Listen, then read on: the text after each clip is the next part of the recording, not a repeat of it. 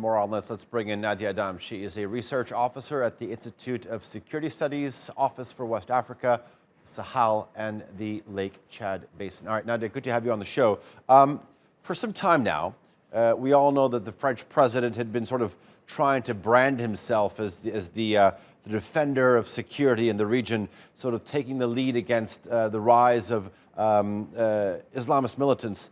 I'm wondering what your take is on this decision. Is it a U-turn? Well, the decision of France to reduce its presence in the Sahel should not be seen as a decision to withdraw, but as an opportunity for France to redefine its relations with the Sahel.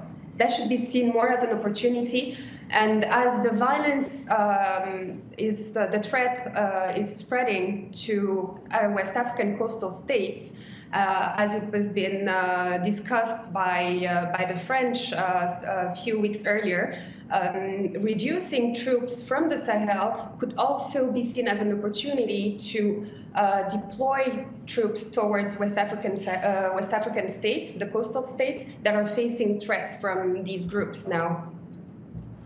Nadia, you mentioned this development being an opportunity, but it could also be an opportunity for other groups as well. We know that groups like Al-Qaeda, groups like Daesh have sort of increased their foothold in the region, across the region. So I'm going to ask you the same question that was put forth in Haider Abbasi's news story. I mean, are these groups going to take advantage of this transfer of power, this opportunity, this vacuum?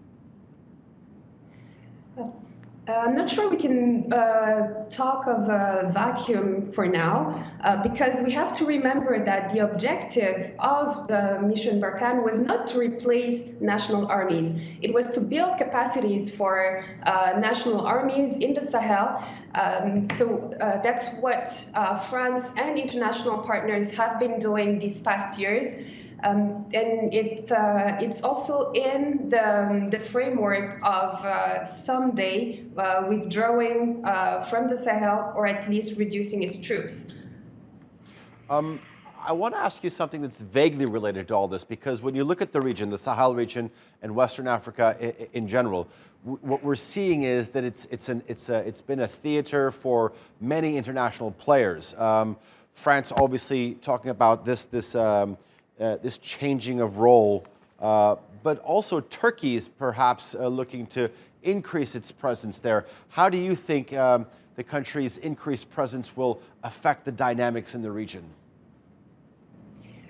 Well, the situation in the Sahel is quite complex, and we see more and more actors coming on the field with various strategies, some actually wanting to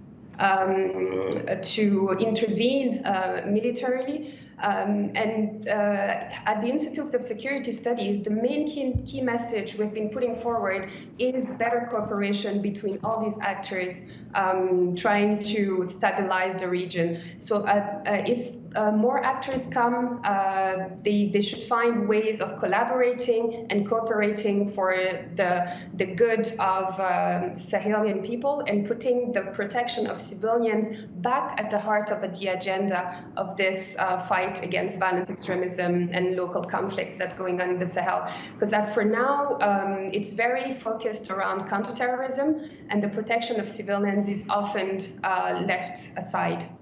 Okay. Nadia, thank you very much for joining us in the NewsHour. I do appreciate your analysis.